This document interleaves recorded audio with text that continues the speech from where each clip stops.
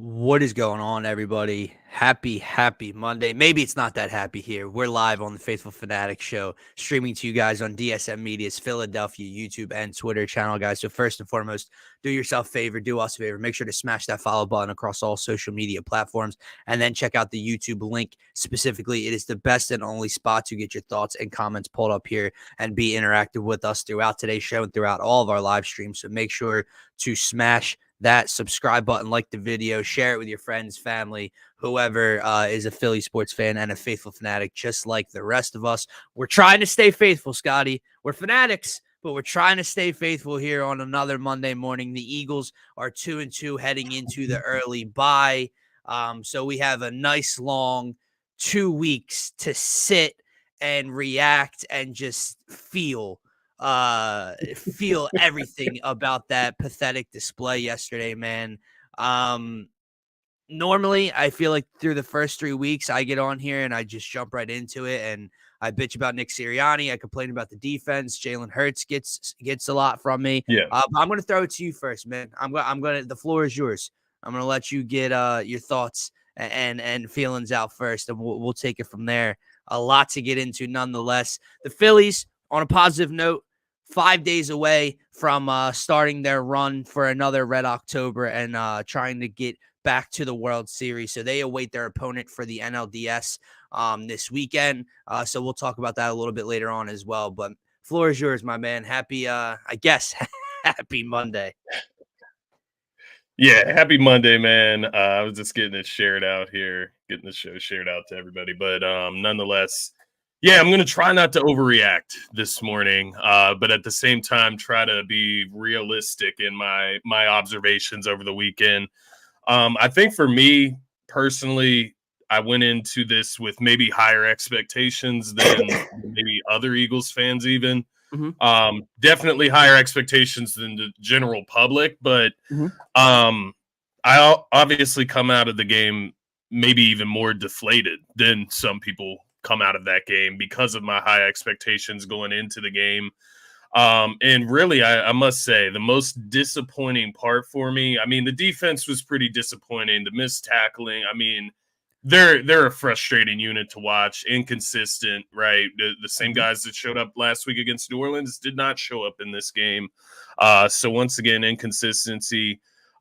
We talked a lot yesterday about a grown-up game, like making grown men decisions, being available in the field, missing tackles, missing assignments in pass coverage. These are not grown man actions. These are not professional football player actions. And this doesn't look like a professional team. And I'm getting away from my original point because I want to get back to it because it is the main point here for me.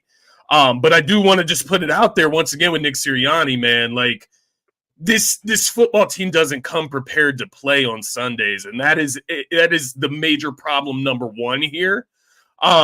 You talk about Isaiah Rodgers pushing the guy into Cooper DeJean, man. Like you don't even know the rules of the game. And then like defending it afterwards. The lack of awareness, and you know what defending it afterwards means? It means he went to the sideline and no coaches came over and even corrected him because they don't know the rules themselves. Great point. That's a problem. And it starts with Nick Sirianni there. I think you just see it across the board from penalties to dumb decisions to the punt return, all the way across the board. This team is unprepared coming into game days, right? And it's the same shit we saw last year at the end of the season. But my biggest indictment from this game, man, might not even be that Nick Sirianni's not the guy. Nick Sirianni, we already knew that he's not the guy going forward, especially after this season. Whether they do it in season or after, he's gone. He's out of here. The defense, we knew that the defense was going to be up and down this year. We knew that they were going to be inconsistent. We knew that they're young. We knew that Vic Fangio's system, we were excited about having the headmaster of it, but we know that it's had its struggles in the modern day and age, right? But we still came in and we gave them a fair chance. We give them a fair chance. They look almost like what they should be at this point, quite honestly. Jalen Hurts, man, that's the guy that I come out of this game and I'm the best way to put it, I'm not out on Jalen Hurts. Like as a guy that can win you football games, as a guy that can even maybe win this team a Super Bowl if things are perfect. Like if everybody's healthy, if he has AJ and Smitty and Lane and Goddard and Saquon, they can win the Super Bowl with that offense. Now the defense is a whole other story in that calculation, but Jalen Hurts is a top 5 quarterback. No, like no. I don't know what needs fixed first with his situation in this offense, but no, I just can't hear it right now, and that's my fault. I just want to put that at the forefront because some Eagles fans didn't have Jalen Hurts that high in the first place. Sure. Some Eagles fans don't believe that Jalen Hurts is a top 10 quarterback, and they started there. And if you started there, this isn't that big of a deal to you coming out of this game. Sure. But for me, looking at Jalen Hurts as a top 5 game-changing quarterback in the NFL, I come out of this game supremely disappointed with what he put out there. From the Saquon underthrow at the beginning of the game, why aren't you making the throw? Like, I get it. Like, it's not the greatest situation. We ask ourselves, why did we not run the football with Saquon to start the game? Mm-hmm. But why are you not making the throw to the wide open player downfield for a touchdown? Why? Right? And then it just goes on and on. You get to the point in the second half where the defense got to stop for you. You can turn it into a 1-score game, and you fumble the football. Not Jahan Dotson catching the ball and fumbling it, not Goddard catching the ball and fumbling it, not Gainwell taking a carry out of the backfield and fumbling it. Jalen Hurts in the pocket dodging a guy and then getting sacked and fumbled and stripped by the same guy a second later. Lack of awareness, man. And that's not even the only problem. The other problem is that the fact that his legs are not the same, man. He's not what he was in the ground game. He is not nearly as quick, fast, whatever you want to call it, in the ground game as what he was. And these are the facts. And he's more hesitant as well. Bills game last year. He's more hesitant as well, man. And am I for him getting down and sliding and protecting himself and not trying to run over 2 defenders for a 4-yard gain? Yes, absolutely. However, what is the point of pulling it from Saquon's stomach? Pause. And keeping it, had to get something light in there, and keeping it. Yeah, and good, like, good what is the point if you were just going to slide and give up on the play? I'm not saying you're necessarily wrong, but you read the play wrong, and now that's where we are. Okay, you hit everything. Yeah, let me know what you're thinking. You hit everything on the head, man. You hit the nail on the head for me. That's how I went to bed feeling. That's how I woke up feeling when it comes to Jalen Hurts. I think this comment by Martian is spot on. We know that Nick Sirianni is a bad head coach, and I'll get to Nick Sirianni, more specifically his post-game stuff this week. Not even necessarily all the things Nick did on the field, and Kellen did on the field. I'll get to Nick after the game. But when it comes to Jalen, that was the number one thing. That was the number one wake-up call, so to speak, for me. And I think you and I, man, here's our story of Jalen Hurts. I think you and I came in on about the same page. Maybe I was a little bit more hard on him early. I was not in on Jalen Hurts when he arrived in Philadelphia. I hated the draft pick. I defended Carson Wentz until I couldn't defend him anymore. The same I used to do with number 25 that played for the Philadelphia 76ers. And then a year into it, I did not think he was the guy. And I thought the same thing that Todd Bowles did of him as a passer. And then 2022 changed mine and a lot of other people's minds, except maybe I went too far. Maybe I went to, this is a top 3 to 5 quarterback. The only thing that Jalen Hurts has in common with the likes of Josh Allen and Lamar Jackson and Patrick Mahomes and those guys is that he's paid a lot of money. That's the only thing. And the thing I woke up feeling is exactly what you said. Jalen Hurts can win you a Super Bowl. Jalen Hurts can run an offense with this offense fully healthy, with the picture perfect, with AJ Brown, with Smitty, with Saquon, with Goddard, with Lane, with everything laid out there, with all of them 100%. Jalen Hurts can facilitate the ball enough, and they'll have enough explosive plays like they did in Green Bay or You'll against have Green fun Bay. times this season. There will be fun moments this season with A.J. Brown and Smitty. It'll be fun at times. And they'll put up 35 points, 1,000%. But Jalen Hurts is not a top 5 quarterback, and maybe we were wrong for ever thinking he was, but is Jalen Hurts a top 7 quarterback? Is Jalen Hurts a top 10 quarterback? I don't know right now, man. And if I'm going to sit here and absolutely dog the likes of a guy like Brock Purdy in the past and talk about how he needs all this help. How the hell is he an MVP candidate when he needs this, and that? Yeah. Well, I got to look in the mirror and I got to look at our own situation and I got to say, well, our dude needs everything because, again, man, Andy Dalton's winning games in the National Football League with nobody, and he's Andy Dalton. Bo Nix has just won. I get this past week was Denver's defense, but 2 weeks ago, Denver kicked the shit out of the same Tampa Bay team that we just played yesterday. Bo Nix is winning football games with no help around him. Jalen Hurts still had Dallas Goedert. Jalen Hurts still had Saquon Barkley. That's more than the Panthers had. That's more than the Broncos had. That's more than a couple teams have with just those two guys at your skill positions. Yeah. And he was a disaster. An absolute disaster. Here's the main problem. I don't think his turnover issue's going away, Scotty. Yeah. He has zero pocket awareness. Zero. You were without your right tackle in the first place. You know you're limited on the outside and how these guys can create for themselves in the first place. At no point in time, fully healthy, can you stand in an NFL pocket for 6 seconds. I counted on the. I went back and that strip sack. I went back and counted. Just about 6.5 seconds he spent in that pocket. And to your point, my God, man, you are a quarterback in the National Football League. If a defender goes behind you, where do you think did he disappear into thin air? Did he evaporate? Where do you think he went, dude? Did you see? And not only does he stand there, he does this. Brother, did you see what he was looking at downfield as well? I couldn't even pay attention to that because I was so disgusted. It was going to get intercepted regardless. It was going to get intercepted if he threw the pass, bro. Like, there was nothing there. There was nowhere to go. Think about your options that you could possibly be throwing to.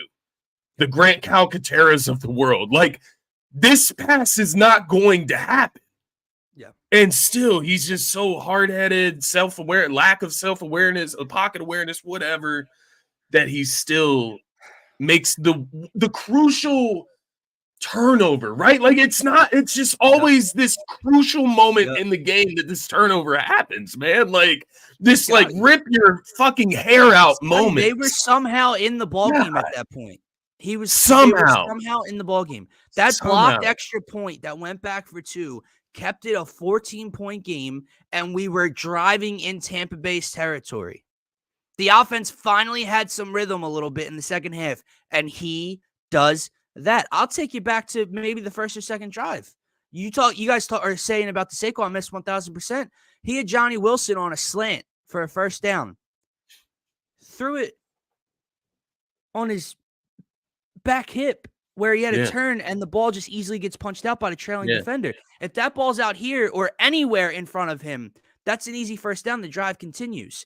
And I'll get to the defense in a second because they're a fucking disaster. However, how do you think they got up 21-0 so quick, Scotty? The first drive's on them. The first drive, Tampa got the ball first. They march right down on you. But in 108-degree weather, so hot out there, you watched your defense give up 7 easily on the first drive. You then went 3 and out, 3 and out, 3 and out. And you threw the ball for incompletions a bunch. I think he started the game 1 for 5 or 1 for 6. So just the clock was stopped. Sailing them out of bounds. The clock was stopped. Just sailing them out of bounds, brother. Not even close. So is that necessarily an excuse for the defense? No, but I think it's a reason. I think it's reasonable to understand in 108-degree weather where dudes are throwing up behind the bench and guys are being taken to the locker room for cramps and IVs all throughout the game, that maybe you can't put the 290-pound defensive tackles on the field over and over and over again and not expect them to tear you the fuck apart. In a season that we came into knowing that the offense has to be the strong suit of the team. We knew that the defense would not be there all the time, right? We knew that coming into this season. And I get it. Once again, AJ, Smitty out, Lane out. I do get it. But the point is, I thought Jalen Hurts was a level raiser, a leader, right? A leader by his actions, by his play. I thought that for one game against a team that he has struggled against with or without AJ Brown, right? Like, let's be honest. So, like, I look at this situation and I'm like, man, can Jalen Hurts just step up for one game, give us like no turnovers, make the right plays to just give us an opportunity to win? And if he does that in this game, man, they do have an opportunity to win, even with everything that happened on the defensive side of the ball, everything that happened in this game, the punt, the muffed punt. They still had a chance that they could have won that game if Jalen Hurts makes the plays, and that's what bothers me. I'm not skipping over Darius' comments. I do see he's talking about development, and he hasn't been in the league as long. Man, I can hear you when you're talking like year two. Like, this dude's been in the league for over 4 years. Like, he's been in an NFL locker room for 4.5 years now. That starts to get thrown out the window, and it's not just that, Darius. It's regression. Yeah. And it's not fair maybe to expect 2022 level, but you can't decline like he is. Because if you're talking not been in the league for a while, learning, studying, new coordinators, then how do we get 2022? Like, what happened in 2022 and what has happened since? He has what, Scotty? 27 turnovers in his last 22 games, 29 turnovers in his last 22 games. He's getting paid $250 million. This isn't, and the issue now, this isn't just the first 3 weeks. This is stemming back now to all that drama, all those concerns you didn't want leaking over from last year have found themselves into this year.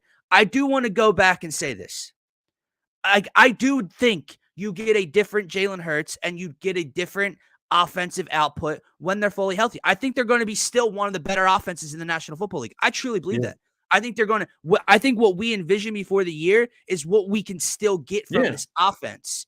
But between the head coach's issues, between Jalen's turnovers, because those aren't going away, even if the big plays start to come and the points start to come, I don't have faith right now that he's not going to turn the ball over for 4 straight weeks like we need him to. And the defense is so bad. There's no pass rush. I'll get to Darius Slay and Avonte Maddox soon. Like, just the overall team right now isn't good enough. And I know that's crazy to say 2-2 heading into a bye, going to get healthy. But I think this is – I'm not fully like 1,000% out, but the second part, I don't have faith in it being turned around.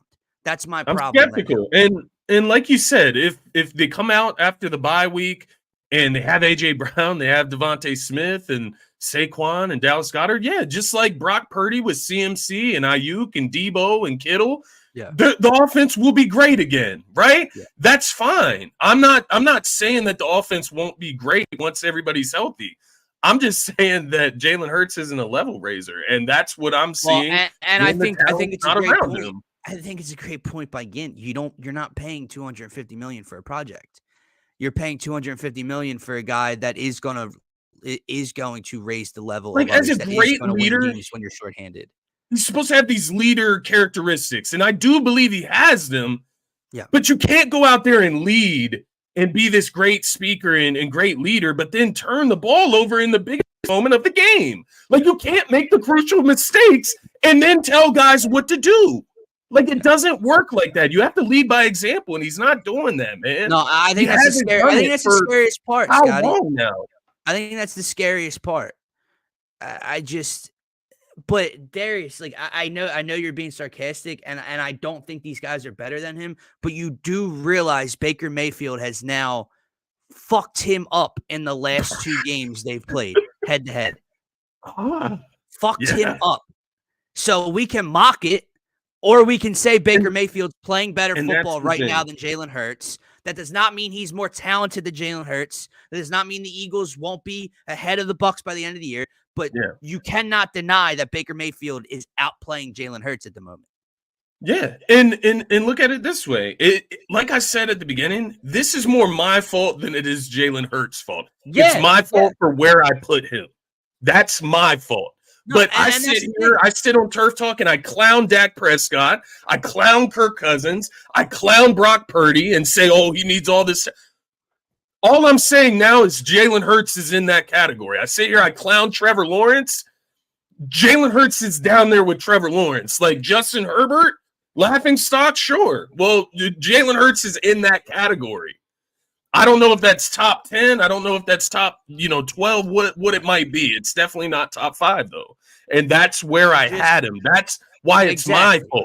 Exactly. Like, and that doesn't make him a bad quarterback. If Jalen Hurts is the 12th best quarterback, the 11th best quarterback in the National Football League, 10th, whatever, that doesn't make him a bad quarterback. That doesn't mean with a healthy offense, you can't score 28 plus points. They will, and they can.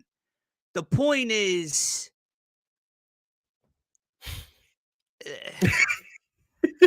they're just he's not elevating them when we need, and that's the Scotty, man.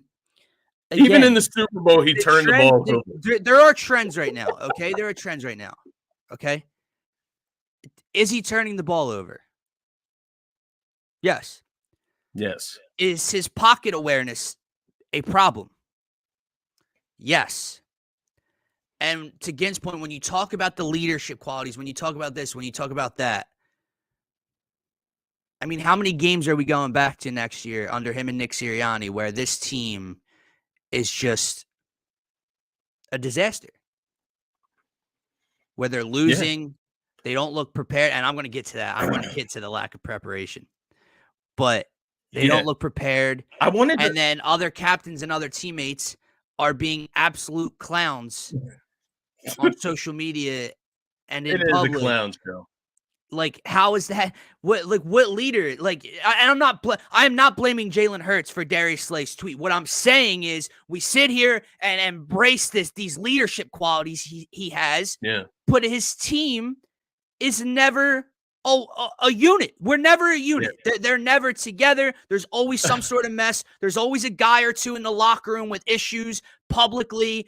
Even let me ask you this. Devin White. What was the comment about when they asked him about him and Nick getting together for a game and everything?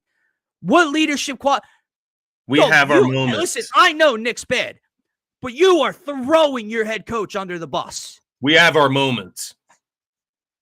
What does that even mean? What does that mean? We have our moments of getting along. To your point about the clown show, how about Devin White commending Levante David on stripping his quarterback? Martian might not know show. About this. That's right. I don't know if Martian's not on Twitter, dude. He deleted it immediately. Yeah. Apparently. Oh, man. I think he deleted it immediately, but they got the screenshots. Exactly. Darius Slay basically just tweeted out his career accolades and said, when you want to dog me or when you want to put me down, remember all that I've done and all that I've accomplished. Action, man. After that performance, again, what do we always say about Darius Slay specifically, Scotty? Read the motherfucking room, dude. Read the room. You wear a C on your chest. What kind of fucking captain does that? He is a clown, and he got shredded all afternoon again. Man, Phanatics, trash. I wanted to ask you this, man, and you saying a bunch of stuff right here, and it kind of is making this thought come even more to the forefront. How much of this is Howie Roseman's fault? I did see I do know. I did see a couple people talking about that. Is he like? Is it his fault, or is he just as foolish as we are? Is that what it is? But he's in house with them. Like he should know more than what we know. Yeah, right. Like Nick Sirianni coming back. I think that's Howie's biggest beef. Like that would be my biggest beef with Howie is his coaching hires and his decision making. That like, dude, like we talked about the offseason, the offense, and again, we're 4 weeks in. They're 2-2. They still have time to figure things out. I know we have no faith in it. I'm just saying, I'm not going to dog him for bringing in Saquon Barkley and drafting Quinyon Mitchell and getting all these guys locked up on good deals. I'm not doing that at all. The Sirianni thing is becoming a head scratcher, obviously. And then you got to look at coordinators. Kellen Moore, I'm not necessarily mad at, even though Kellen Moore has not done a great job outside of week 1. But like the Vic Fangio thing, like, all right, our defense sucks, right? They can't tackle, they're not prepared, etc. But everything I continue to hear about Vic Fangio's defense is Vic relies on his front four stopping the run in his scheme. Yeah. They can't do that. He was not expecting them not to be able to do that, and now there's a problem. Well, is our defense that trash, or what if we had a different style of coordinator in here? Do you know what I mean? Like, would it look differently with I have seen else? I don't know. Like our corners out of everyone in the NFL, our corners play off their man the most in the NFL. Right. Like off of press coverage, out of press coverage. Yes. They play it like 88% of the time, which in this day and age, you saw what Baker Mayfield did to us yesterday. It was the quick passing game. And once they got the quick passing game going, they opened up the mid-range passing game, and then our defense was wide open. I think that is something to look at, like Vic Fangio. But I will say this about the coordinator hires, and I still do believe this till this day. If you were going to keep Nick Sirianni, that was the best route. Yeah. Go, right? Like, the only other route you could have gone is bringing in Bill Belichick this offseason as the head coach, which now we know, like, let's be real. I mean, there was no question really about it anyways, but now we know we're 100% sure that Bill Belichick should be the coach of the Philadelphia Eagles right now. Not only could he be the head coach, he could probably fix his fucking defense. So, like, on top of it, you could still bring in Kellen Moore as your offensive coordinator with Bill Belichick and have the same thing, and maybe Kellen Moore could actually have his own offense. But at that time, I'm not trying to penalize him too much for bringing in Fangio experience, bringing in Kellen Moore experience, and trying to help him out in that. But I don't know, the defensive line, the Georgia Bulldog thing, like, I do get it. Like, we love those picks at the time, though. Like, is Howie just as fooled as we are on guys like Jordan Davis and guys like I don't know how you feel about Nakobe Dean right now. I mean, he's been up and down. Nolan Smith has been a little disappointing, but I didn't expect too much. Yeah. I don't know, man. This is where we're at week 4, and that's what I meant by not overreacting. I need to slow my roll here. All of my thoughts are coming out right now, so I need to slow my roll right now and govern what I let come out just right now, because I'm not here's my issue, man. Or the Eagles. I'm not that far out. Me neither, because you get into the bye, you come back healthy. What does our TV look? What's the screen look like when AJ Brown and Smitty and Lane are out there? What if they come out, and I know Cleveland is in the doghouse right now, but let's just say they drop 33 on Cleveland and beat them 33 set. Like, we can't jump all the way back in. Then my thing is this, man. I came into the season on a clean slate. I turned the page. Yeah. I'm not going to carry anything over from last year. I'm not going to talk about Nick Sirianni and Jalen Hurts from last year into this season. The problem is they are bringing last year into this season. Yeah. The same issues that Nick has and talked about last year are back in. When the team can't tackle and go into Tampa Bay and look like that and look unprepared and look like they quit on the team, that's on the head coach. When the quarterback has the same issues as the end of last year, that's on the quarterback. When your players are tweeting certain things and going out and saying certain things, those are issues from the locker room of last year. You are allowing things from the disaster of last year's end to leak into this year. And now now the wheels are starting to spin, and I don't have faith that this team is going to turn it around. Yeah. I think this perfectly sums it up. I think it sums it up, man. If this offense is healthy, they will win games. This team's 2-2. They could still win 10, 11 games this year, Scotty. No one's arguing that. What's it look like? What's it look like in a playoff game in Tampa Bay? What's it look like against What's it look like against San Francisco? Yeah. You know what I mean? Yeah, I was just going to say the NFC might just be like beat up enough. Like if San Fran isn't able to get healthy by the postseason, maybe we can fool ourselves into thinking like they can compete in the NFC, right? Maybe as long as we don't have to go down to Tampa Bay. But you look at the AFC team, I mean, the Chiefs, to be specific, man. Like how? Their defense is better. Their quarterback's better. Brother. Their coach is better. So, like, I just want this thrown out there as well. Like, for everyone that's listening or going to see this, like, me and Scotty are never going to stop rooting our hearts out for this team week in and week out. The problem is my expectations have now been lowered since they were 2 weeks ago. My expectations heading into Monday Night Football against the Falcons, where this is a Super Bowl contending team.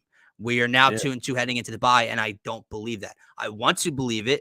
They have time to change my mind, but I don't believe it right now. And that's the issue. Now, let's continue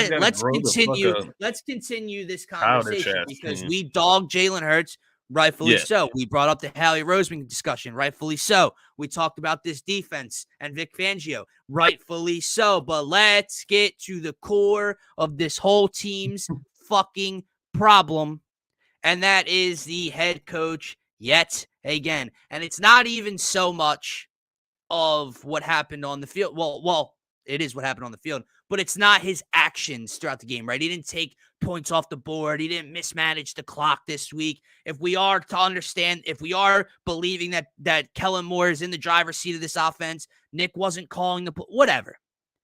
It's the comments after, and it's just the same story. Yeah. Scotty, we're back to the fundamentals. We're back to the fucking fundamentals. Isn't this the same goddamn conversation he had last year? We didn't do that in training camp. We're working on that on the bye week. We got to get back to our core values. We got to get back to playing fundamental football. We have to tackle. We have to block. We're going to figure out how to tackle over the bye week. The same one. And then he wants to come out after the game. That's on me. Whatever happens, we know. And the players know. It's not high school, Nick. They don't need you they don't need daddy to go up and defend them. They know. Jalen needs somebody to call him out right now. Actually, that's something that they need from their leader. How many times? Call this guy out. Like, oh my God, Scotty, is this team going to be unfucking prepared to play a football game? Yeah, and I see people tweeting out when the players don't execute. Is that on the head coach? It's on the head coach to have them ready. They're not prepared to execute.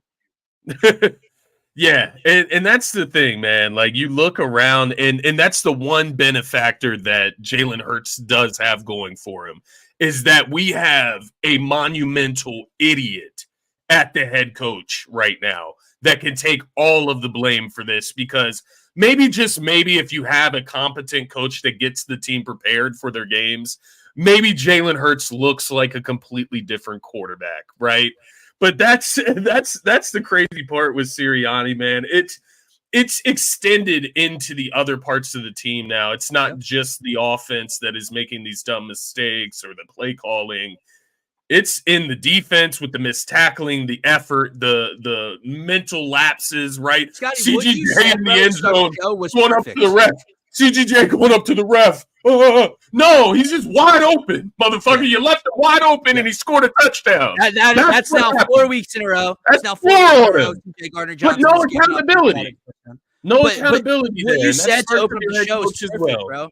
What you said on that Isaiah Rodgers, Cooper DeJean punt return, that was absolutely perfect. That is the problem with this team. Isaiah Rodgers hasn't played football in over a year because he was suspended. He's been Right. reinstated. He's with the Eagles now from Indianapolis. He had hand surgery on his hand at the end of trip, whatever the problem was. Now he's starting to play a little bit. And basically the first time I see the number 34 on the football field, he makes one of the most boneheaded, dumb-ass decisions I've ever seen, and then fucking defends it with a microphone in his face after the game. From your understanding of the rules, you could push him into Cooper DeJean and he would be flagged. You could two-hand shove him in the back. And they would get flagged. I don't know who's dumber. I don't know who, like, is it like special teams coach? Is it Sirianni? Is it Rodgers himself who is the true idiot? Like, who is the biggest idiot here? All three are factors in the equation. But yeah, for him to come out after the game and say he doesn't like understand why that was wrong. I'll say this: I don't understand why the Bucs got the ball. I don't understand why the Bucs got the ball after that play. But dude, you made the wrong decision. You fucked up, okay? Like, let's acknowledge because that. There's no penalty on Rodgers. I know. So my thing, I'm not going to get too much into it because it's just really tic-tacky and what happened. Yeah. But my thought is that either way, Cooper DeJean shouldn't be punished because another penalty happened at a different. By the way, did you hear Kevin Burkhardt for the next 5 minutes after that play? If he said Cooper DeJean fumbled one more time, I was going to lose my mind. Right, like it's Cooper DeJean's fault. He said it 900 times in the following 5 minutes, and it was just like, Cooper DeJean did not fumble the fucking football, dude. He had a guy like launched into him, like while he's catching the football. His hands never touched the football. It hit his chest because he got tackled as the ball was coming down to the ground. But that once again starts with your head coach not being prepared going into a game, man. Oh, wait, we're not even done. I'm sorry, I forgot. Kelee Ringo, another young corner on this team, playing special teams, fucking decleats his own teammate trying to catch a punt. Where are you looking? Yeah, like what are you doing? What are you doing? I forgot about that play, man. Oh my god. That sums up yesterday perfectly from head to toe, Scotty. Bunch of idiots running around with their heads cut off. And that comes back to the head coach. How many times are they going to be unprepared? How many times is it going to look like his football team has quit on him? How many times is he going to get on a podium and talk about their core values and their fundamentals? Yeah. You are the head coach of this football team. If week 15 of last year, it was your core values and your fundamentals you guys had to get back to this last year, how is it in week 4 of the next fucking season, you still have to get back to those same issues? You don't coach the offense. You have never had anything to do with the defense. What do you do throughout a week when your team is this unprepared? This many mistakes. The lack of accountability. Abe, like, just put my thoughts into one sentence, like, from that game. Like, this is my thoughts. And I just want to throw this out there because I see Darius's sarcastic-ass comment above. I know. I see it, man. I see it. And I know what he said earlier. You know, if he starts playing well, don't jump on his dick. I won't. I'll talk about how he's playing well. But here's what I'm going to say, Darius. 10 to 12 quarterback. Darius, just because he plays well and they score points when AJ and Smitty and Lane are here doesn't make him an elite quarterback. How does that make him any different than Brock Purdy? He might be more talented than Brock Purdy. I believe he's more talented than Brock Purdy. But what is that really? Yeah. Where's the bar? What is that saying? Like, when they just have Smitty, they don't look right. When they have Saquon and Goddard, they don't look right. So what does he need? Does he need Saquon, Goddard, AJ, Smitty, Lane? He needs all of them to look good And if he's looking great, is he still turning the ball over? Is his pocket awareness still an issue? Like, where does he needs to not only clean things up, he needs to play elite football for someone to think he's an elite quarterback right now. Yeah. And I don't foresee that happening right now. Not only amongst other quarterbacks in the NFL, where does he rank amongst player rankings on the Eagles? Like when it comes to like importance, if that makes sense. Like, or maybe not even importance, maybe just who's the best player on the team. We know AJ, Saquon are the best players on the team, right? Respectively. Where does he rank amongst the rest of the players? And I'm just curious. I don't have this figured out in my head. I'm just curious there. AJ ahead of him, Lane ahead of him, Saquon ahead of him. I mean, I really don't want to take it like too far. I don't want to take it too far. I know. Like, what am I like? Should I say Mailata? Should I say Dick? Like, I don't know. Like Smitty, maybe. And then, like, on the defensive side, like, who's our best player? Jalen Carter. Well, I'm not going to say Jalen Carter over him. No one on the defense right now. Yeah. Defense is a wash there. But. Yeah. Just a thought, honestly. I wasn't trying to indict him any further. It's just a thought. And I know, Derek, I know you're not saying that. But I feel like you're thinking us saying he's not elite is like this ultimate stab in the back to him. There's only a few elite quarterbacks. I don't know. Here's the issue, Scotty. He hasn't been elite since 2022. That's a long time ago now, man. And then what? Last year he had what? One elite game against the Buffalo Bills. He shows his flashes, but there's a lot of quarterbacks that can do that. Sam Darnold just threw 4 passing touchdowns. Elite quarterbacks are great consistently. That's the problem. Yeah. And I mean, I don't know. No. I said he's better than Brock Purdy. I said there's situations, the circumstances.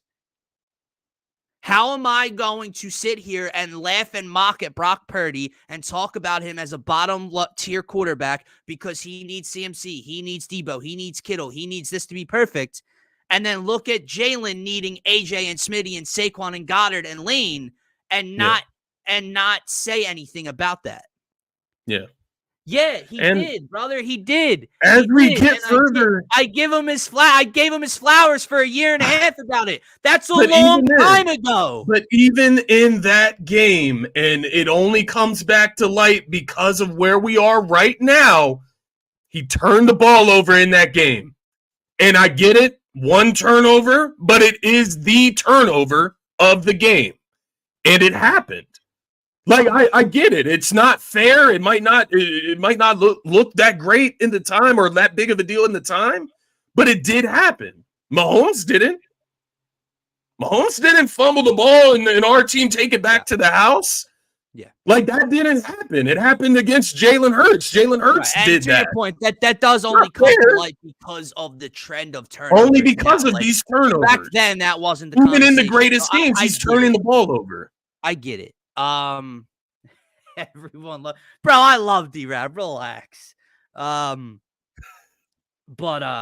this is what Eagles losses do, though. This is what they do to the fan base, man. Yeah.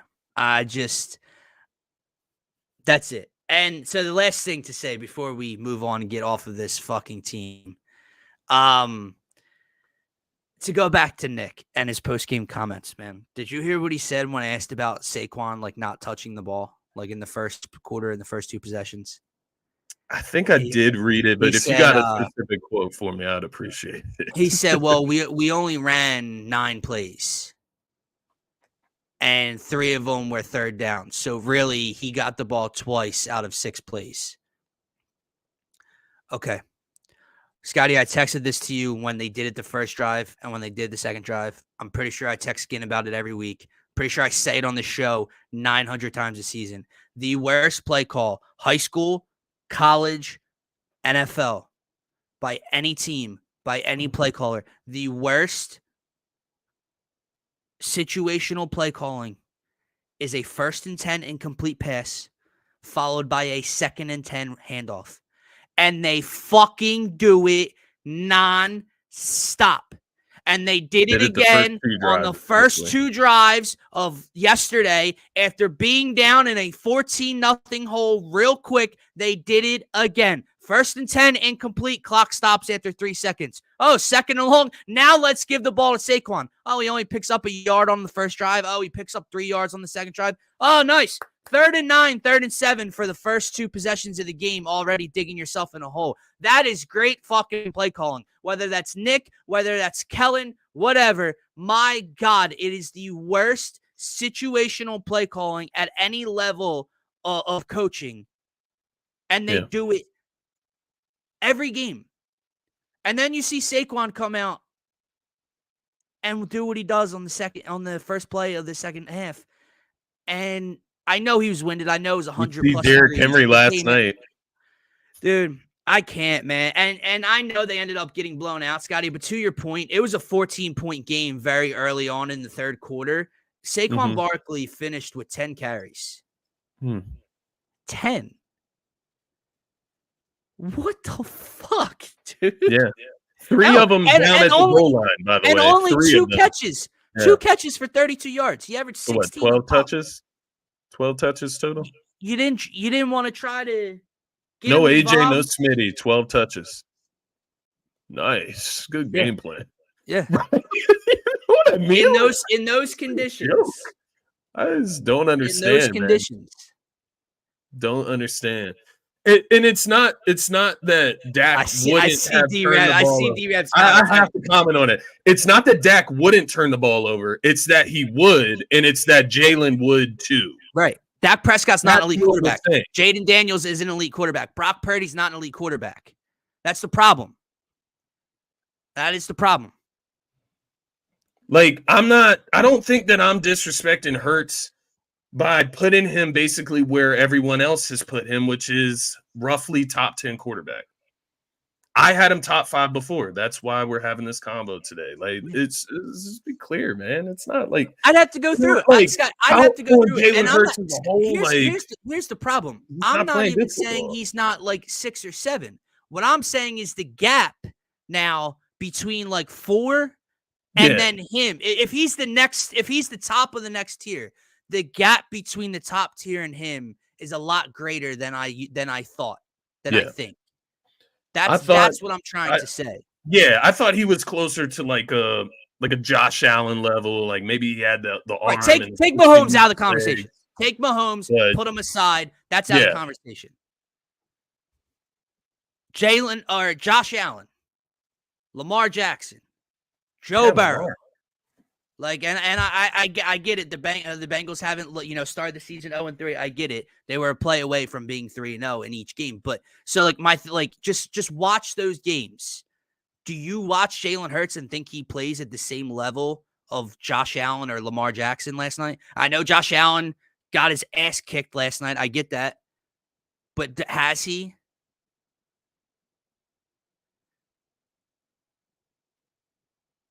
I mean, that throw that Josh Allen made. I don't know, man. Jalen he's a confusing player at this point, and I just feel like the elite quarterbacks aren't that confusing, if that makes sense. Like, I just shouldn't have to go back and forth like this. Like, it should be clear cut if you're elite, and I don't know. I don't know. The turnovers are a problem. It's not. No, brother. I'm not saying to get rid of Hurts. I'm not saying that we don't have it better than 20 other teams, than 18 other teams. What I'm saying is, we are talking elite. I thought we had one. Yeah. I thought we had one of them, is what I'm saying. And I'm not sure about that anymore. Correct. And again, when they're healthy, I still think we're going to have a top 3 to 5 offense in the league. And that is in large part going to be to him. But when they're putting up points, is he turning the ball over still? Is he putting his defense in disadvantages? And then when you add in the defense and Nick Sirianni to it all, is this a Super Bowl caliber team, even if the offense turns it around? No. Yeah, to Martian's point here. Yeah, coaching definitely, I agree with Abe right there as well. Coaching definitely goes before Hurts, and that's always how it's going to work. But Josh Allen has less. 3 of those 4 quarterbacks in that group that was just listed, but Mahomes, Burrow, Allen, Lamar, Hurts has better than 3 of the 4, probably all 4 with Burrow. No Joe Mixon anymore. No. Right? When they are healthy, Jalen has the most at his The disposal. best. Maybe like, outside of San Fran. up with San Francisco. Probably, up with San Francisco. And there's ways you can say we have it better. Yeah. Like AJ's better than any of their receivers. The way Saquon's fucking playing, I mean, I think we would agree. Like CMC's, I don't know, but like you get my point. So up with San Fran as the top 2 in terms of talent. I don't know, man. Listen, I'll say this. I hope they go into the bye week. I hope they clean whatever it is up, and I hope they come out healthy, and I hope Jalen Hurts goes on an MVP run like we've never fucking seen before, because I am an Eagles fan first and foremost. I want this team to win. I want this team to compete. Yeah, motherfucker. That jersey stayed on till like 6 p.m. I just sat there with my thoughts wearing his motherfucking jersey. I want him to be elite. I want him to succeed. What I'm telling you is these are saying he's not right now. He's at least not playing like it the first 4 weeks of this season, and he wasn't playing like it outside of 2 games last season. So how long does he get until we stop saying he's an elite quarterback? Because last year it kind of got blamed on the injuries, right? Like he was a little banged up, knee wasn't operating at full extent. He couldn't move around the way he likes, right? Not as confident because of the knee soreness. What is the excuse this year? The new coaches, I guess, the injuries. Listen, the injuries. I don't want to underestimate or undervalue the injuries. Like, brother, they were without AJ, Smitty, and Lane. I do not want to underestimate how huge that is and how different they look with at least 2 of those guys back, let alone all 3. Right? That's not excusing the pocket awareness. It's not excusing the turnover when you have a chance to get your team back in the game. Yeah. That was an opportunity to make it as a 1-possession game in the 3rd quarter. Jordan Mailata didn't get blown by in 2 seconds, and Jalen didn't see the guy and got strip sacked. Jalen watched the linebacker miss, stepped up in the pocket, and patted the ball for an extra 3 seconds. Where did you think the dude went? That's the problem. If he doesn't have that turnover and we lose the game, same score, everything, right? I know it probably wouldn't work out that way. It's just not how it does. But let's just say it does. I don't come away with that feeling about Jalen Hurts. But because he did it in that moment, in that game where there was a chance to get it down to 1 score, we did have a chance to get back into the game. Yes. That's what makes me look down. And now I start observing the entirety of the game. Correct. I start thinking about the throws to the sidelines in the first half that cost us drives. I start thinking about the underthrow to Saquon. And then I start to think, well, man, Jalen really just didn't lift us up in this game. I agree. And to Darius's point, this is where we can find some middle ground. I fucking agree 110. Yeah. We talked about on the pregame show. Sirianni has to go. You turn around and you feed 26 the ball 35 goddamn times if you have to. Yeah. You make them sell out for the run. You don't drop back 7 of the first 9 plays of the game already down 7-0, 14-0, 21-0. You don't do that shit. The problem is when there's been an opportunity for him to make a play, for him to get his team back in the game, for him to elevate, he's turning the ball over. That's the issue. And it's not just this game. It's not just last game. It's not just week 1. It's not just the Seattle game last year. It's not just we're going down a long list here. Yeah. And again, the only other thing I'll say is, okay, well, he's playing hero ball. He's hurt. How many times do we have to stop telling a grown man to play hero ball? How many times until it's not going to change? We're going on 20-plus games now of having to say, Jalen, you don't have to play hero ball. What does Jalen continue to do? How many times do we have to do that? That's the problem. We are scarred, man. We're scarred from Carson Wentz, and Yeah. it smells I'm so scarred from much a like lot Carson Wentz. in this city, man.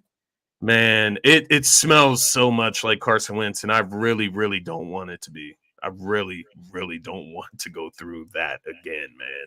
We still got plenty of time this season to turn it around and change the narratives.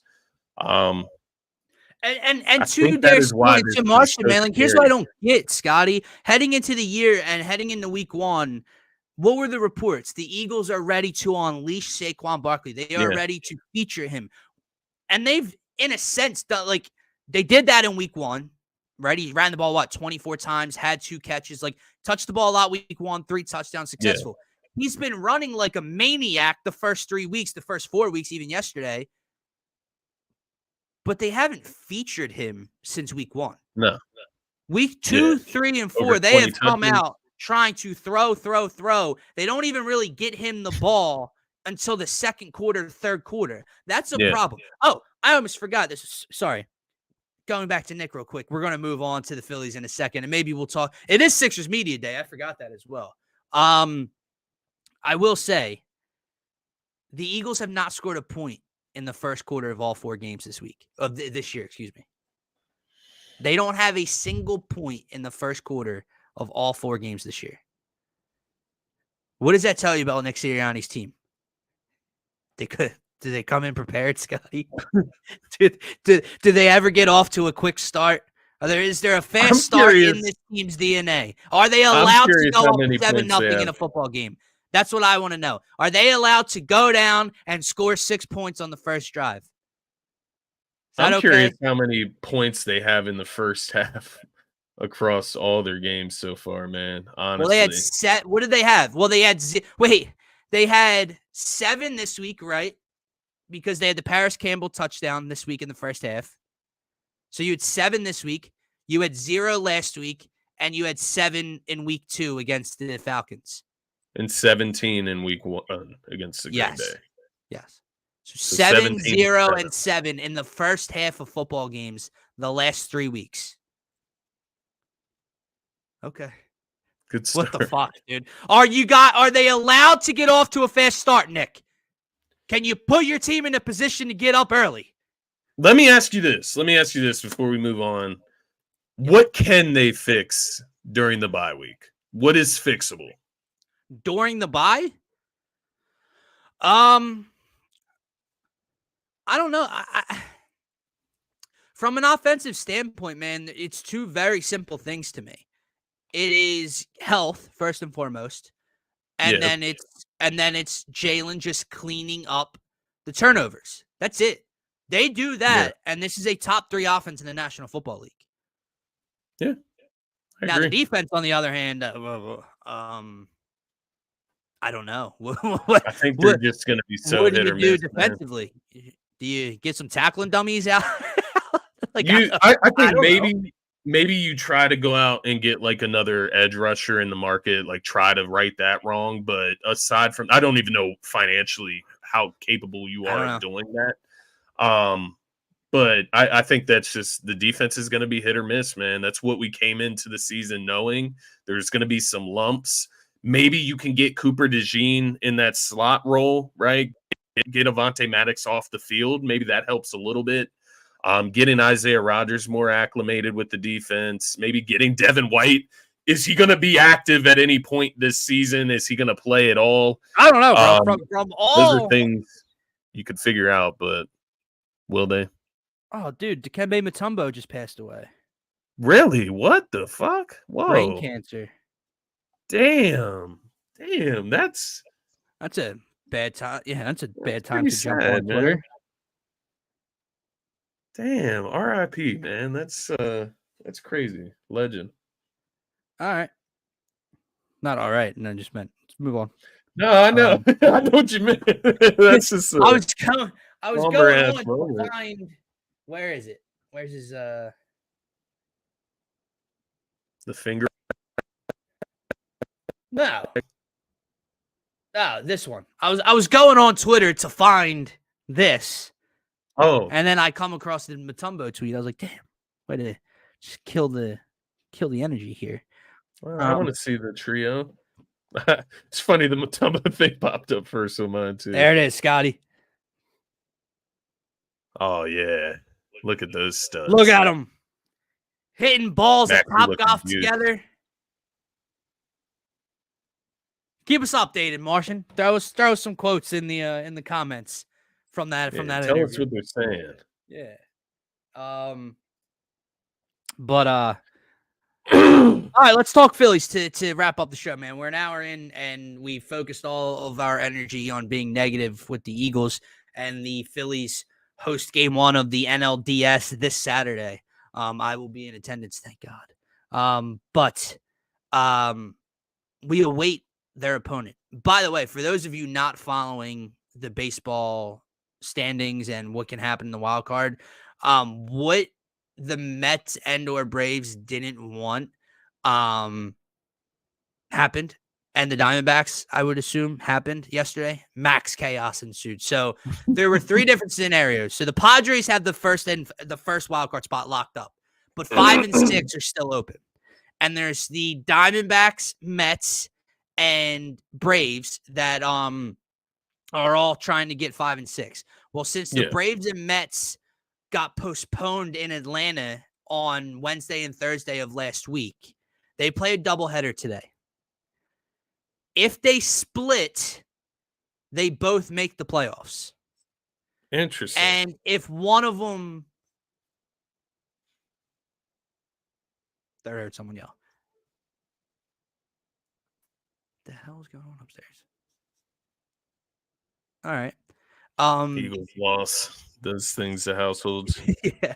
Oh, my bad. If they split, they are both in, the Diamondbacks are out. If one of them sweeps, the Diamondbacks are in, the other one's in. When it comes to the Phillies will play the winner of the 3-6 series. The 3 is the Brewers right now with home field in the wild card, and they will only face the Diamondbacks or Mets. If the Braves get in, the Braves, for tie-breaking reasons, whatever, are the 5 seed. So the Braves are 5 seed or out of the postseason. So the Phillies can only play one of the Brewers, Diamondbacks, or Mets in the NLDS, man. I told you last week, I'm at a point where just give me anybody. Like, I'm that confident in this team. You have home field advantage. It doesn't really matter. But I'm at a point where give me the Brewers. Like, I know they won their division. I know whatever. Give me the Milwaukee Brewers, dude. That's who I want to see in coming to Philly next weekend. And yeah, why is that? Why do you prefer the Brewers over? Well, let's talk Diamondbacks at first, right? Am I scared of the Arizona Diamondbacks? No. But there's a history over the last calendar year of the Diamondbacks being a thorn in our side, possibly having the Phillies number. You can go back to the NLCS last year. You can go through the record this year. They are an annoying fucking team. They are a thorn in our side. I'd like to avoid them at all costs. Not scared of them, just would like to avoid them out of the 3 options. Then you get to the Brewers or the Mets. You just never know with a division rival like that. And I know we've knocked the Braves out the last 2 years, but you just never know. A division rival. And think about what the Mets will have to go through if they're the team we see. They've had this entire second half run where they've been one of the best teams in baseball. Now they have to play a doubleheader on the final game or the final day of the regular season, which should have been yesterday. But now they're playing a doubleheader today where the wild card round starts tomorrow. So if they win and get in, they go to Milwaukee and play tomorrow, have a 3-game series. And then if they were to see us, that means they battled through today. And then they went into Milwaukee and beat Milwaukee. And by the time Saturday rolls around, you would imagine their rotation is back in order. They're okay to start game 1 and 2. So it's just like there's a streakiness to that team. There's there's that rivalry that you would just like to avoid. The Brewers, they're a good team, man, but they're just like, I don't know how to explain it. Like, their lineup, Christian Yelich, I believe, is out for the season. I don't think there's a possibility of him coming back for the post. Their lineup doesn't scare me. Their starters, I mean, they got rid of Corbin this past season. Freddie Peralta hasn't been the stud he was last year. they just don't scare me, man, especially coming here. Like, I don't even know if they're going to beat the Mets or Diamondbacks, to be honest with you. And then if they had to come here, that's the team I would want to see out of the three possibilities. But again, the Phillies have been one of the best teams in baseball all year long. I'm not scared of anyone coming into the bank. Also, before I throw this to you, the only way the Phillies don't have home field advantage in a series is playing the Dodgers in the NLCS. Because the Phillies also now, with winning on Sunday and the Yankees losing, the Phillies had the best record over any team in the American League as well. So if they made it to the World Series, they would have home field over the AL team in the World Series. The only team is the Dodgers, who could be ahead of us in the NLCS. So take that for what you will. Yeah, no, that is interesting, and I think your point with the Mets is a good point because the more they get into this trend, and the only reason I know this is because I told you a couple weeks back I got to talk to a few Mets fans in person at a wedding, and they all just kept saying how this year's Mets team is the Phillies team of what 2022, 21, that first year they made the playoffs, surprised the Braves. So of course, the more further you get ingrained into that storyline, the more that everyone is going to start to believe that, and then it becomes a narrative, and then it becomes pressure, and that's just something I don't think we need to be dealing with in the first round of the play, or in our first round of the playoffs. I think, like you said, the Brewers, it comes with less baggage, if that makes sense. Like, not only is it maybe the least threatening of the three, but they come with less baggage, less pressure as well. Good point, because even the Diamondbacks come with that baggage. It's going to come with that narrative that they knocked you out last postseason, that they're a little bit hotter maybe right now towards the end of the aspect season. To it all. I do agree with you. I think the Brewers, not only does it look like the most appealing from a lineup standpoint, but it looks like the most appealing just from a pressure, like get off of your, you know what I mean? Get off your seat for this first series, this first matchup. Gives the Phillies a little bit of room to breathe without so much pressure. They're already going to be under so much pressure with the way they finished and started this season, where they stand going into the postseason with home field advantage. There's what the expectations are. The expectations are a World Series title right now. Exactly. So that's enough pressure to work with. You don't need like an interdivision rival against the Mets. This is all preferably, though, as well. That's something to make clear. At the end of the day, if they have to play those guys, you have to play them, right? At the end of the day, you got to beat them. You got to beat to get to where you're going. That they win against any of those teams. I'm just saying. Preferably, I wouldn't mind. Yeah, and however, to be fair, if you go back to last year, I prefer to see the Diamondbacks. And then what happened? So throw all that away, probably. Let me ask you something. And you should throw it away. If you think the Phillies are going to win the World Series, it does not matter. So I wholeheartedly agree with you. Over the weekend, they finished off the season with a win yesterday. Zach Wheeler really wrapped up his Cy Young campaign. I mean, maybe he won't win it. Maybe they do give it to Chris Sale in Atlanta. Zach Wheeler, to me, is the Cy Young of this season. But I want to get your pulse meter out. What's your concern with Ranger, man? And we said, right, on Friday's show, we said he's got to start over the weekend where he can build some confidence heading into the postseason. And he got wrecked. Yeah. Again. What's the concern level with Ranger Suarez in the postseason?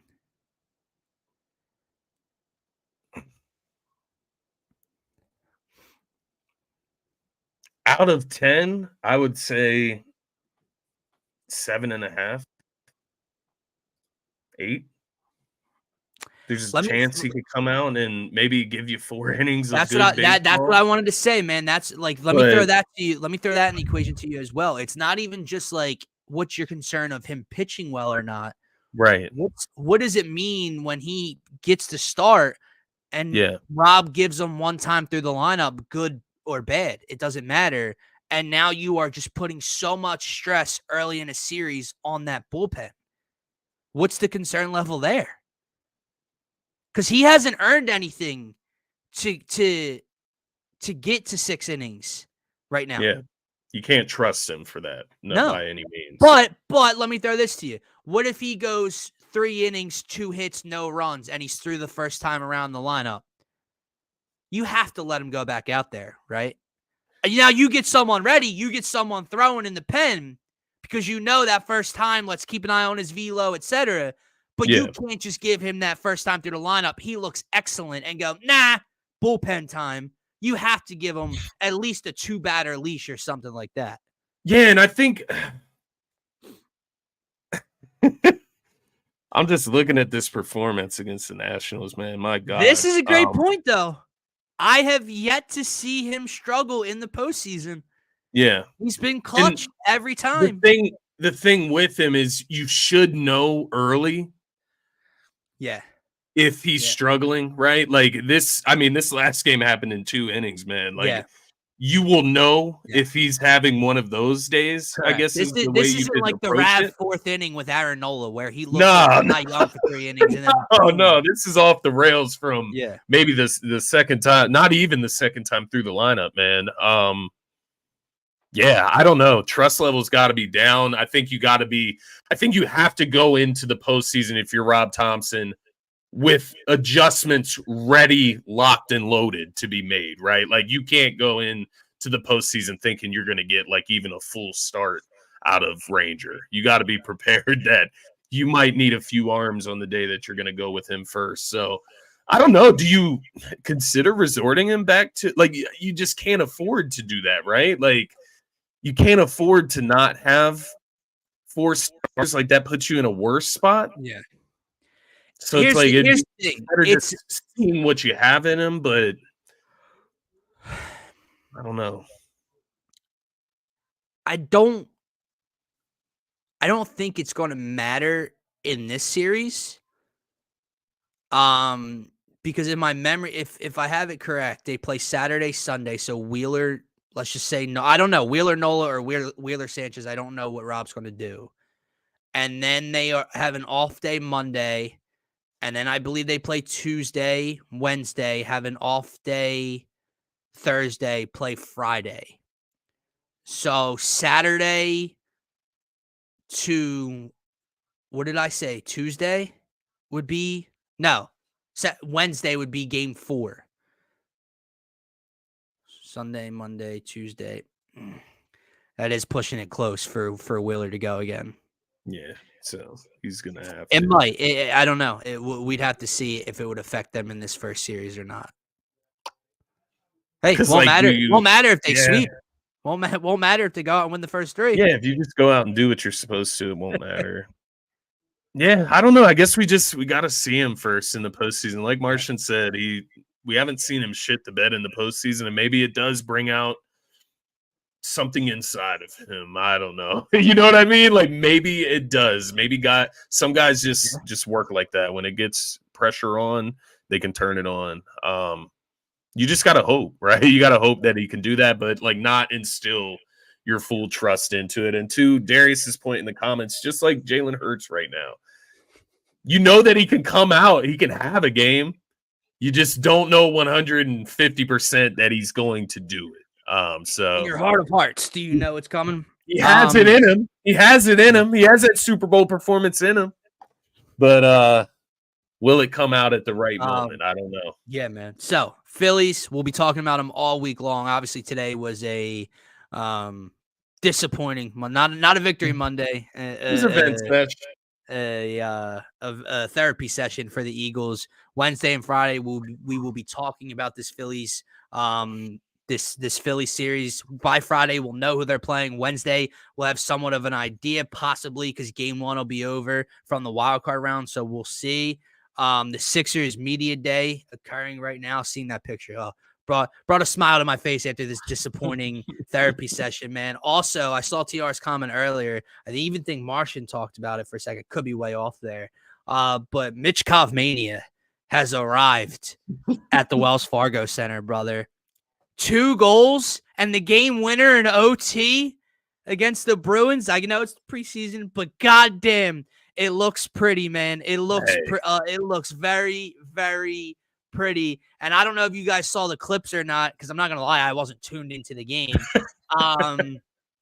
But there was at one point in time in the middle of this one where a Bruins defenseman, I believe, tried to drop the gloves with Matvey and was giving him a couple stick pushes and a little let's go. And then guess what happens? The captain, Sean Couturier, comes over and drops the gloves for the kid and fucks him up, man. It was beautiful. Hell yeah. Beautiful. Hell yeah. I did not see that. Protect the stud, and then he goes out and buries one to end it in OT. And I'm just I'm excited to see regular season hockey and just see this kid play. Tortorella spoke about it, the other day and after the game, and he said, like, you can't teach that. All they can do with this kid, they can just coach him up. They can just give him time and coach him through things and just be better and teach him, situational type of hockey. But everything he does, his vision on the ice, his agility, his quick, you cannot teach what Matvey Michkov can do on the ice. So the Flyers haven't had this. I don't know how long it's been, man. I loved Claude Giroux. I loved the captain. From a pure talent perspective, if Matvey Michkov turns into the hope and gets to that ceiling, Matvey Michkov surpasses Claude Giroux by a fucking country mile. I mean, you're talking since Eric Lindros in the 90s. That is how long it will have been since the Flyers have had this kind of talent. It's crazy. It's crazy, man. So, like, I appreciate you, Dylan. You're trying to raise our spirits here in Philly, man. I am. You're trying to lift us up. It's working a little bit, man. Brother, because he's playing a game the Sixers aren't. What do you want me to say? If Jared McCain hit a buzzer-beating 3 to win a preseason game, I'd talk about Jared McCain for you. I got nothing right now. Media day? We're gonna get live plenty for of media Sixers day. I don't even know what the fuck's going on over there. You're gonna get plenty of Sixers talk after that first blowout. Celtics blow us out. You'll get plenty of Sixers talk then, man. Hey. You see where my head's at, Dylan. I'm in the carry dumps. your Eagles frustration over to that team, all right? That team will disappoint us later. Not yet, later. Yeah, later. For now, they're gonna win the NBA championship, man. Yeah, because they're that good. They're that good. They're that talented. If Joel can stay healthy. If Joel can stay healthy, yes. Yes, that's the key this year, Martian. If Joel can stay healthy, brother. Yeah. Paul George can stay healthy. Oh, shit. Nah, it'll be fun seeing some of the quotes that come out of it. They're talking to Nick Nurse, Maury right now, so we'll be able to talk about it a little bit more on Wednesday. But yeah, things are coming to full circle here, though. We got pucks started. We'll have basketball starting soon. We got postseason baseball, and we got just enough time to forget about the Eagles to want them back by the end of the bye week. So, it's a great point. It's a fantastic point. Like, that is the bright side. Their awful performance just came at like the perfect spot where it's like, yeah, for the first week and a half, we're gonna sit with that sting and sit with that feeling, and then all of a sudden it's gonna get to like right around that 2-week marker, and you're gonna go, "Birds are back." AJ's back. Smitty's back. They're gonna go put up 35 today. It's gonna be fun this week. Yeah, no, Yeah, that's why I didn't want to overreact too much this morning, man, because I'm not out on this team. I'm just very skeptical. I'm very skeptical of this team moving forward, but we shall see. I'm severely lacking confidence that it actually does get fixed to the point. Put it this way. I know I keep going back to him. It's not that it just gets fixed. It needs to get fixed to the point where they are NFC contenders, Super Bowl contenders. That's the point. It's not just okay that they win games and maybe win a play. No. We thought this team is a Super Bowl contending team. So it needs to get fixed back to that level of football. Not just, the offense looks better and they're winning a game or two. Like, no. That's they where should the lack of come out comes in. and blow the doors off of Cleveland Browns. The Cleveland Browns are not a good football team. Yep. You're coming off a bye week. You should come out of the bye week with A.J. Brown and Smitty back and blow the doors off of Cleveland. That's what should happen, right? We'll see, man. They don't do much. Joel's in shape. No knee brace, I hear. Uh-oh. Watch he out. did play in the Olympics, man. Maybe this is his time. Yeah, but Michael Malone's corny ass had to take a jab at him. I guess because he knocked out his MVP on the world stage anyway. So had his best game against him. Yeah. That's gonna do it, guys. Let's get the fuck out of here. Good therapy session. We charge by the hour, so just hit our Venmo. Hit the subscribe button. Just hit that subscribe button. It's payment enough for the therapy session. Follow us on Twitter, follow us on all social media platforms, but most importantly, smash the subscribe button on the YouTube channel. Sir. It's the only spot that you can get involved with all of these crazy commenters we got each and every show.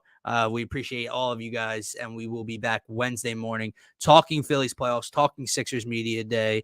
And Martian will probably give you a little break from the Eagles unless anything crazy comes out of Nick Sirianni or Jalen Hurts' mouth over the next 48 hours. But don't test it. We are Eagles free for now. See you guys on Wednesday. Peace out.